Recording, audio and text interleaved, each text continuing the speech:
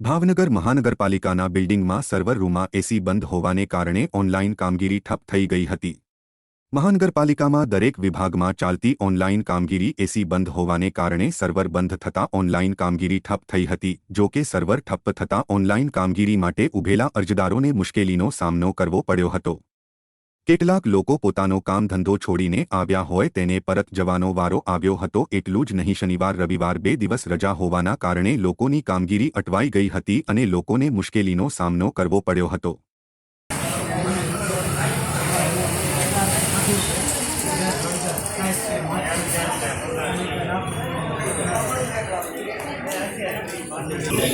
हाँ ये डायरेक्ट लेવાનું છે આપણે સીધું કાંઈ નથી કરવાનું।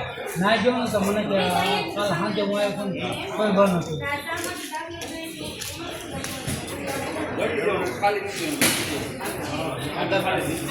અને બહારગામ સાઈડ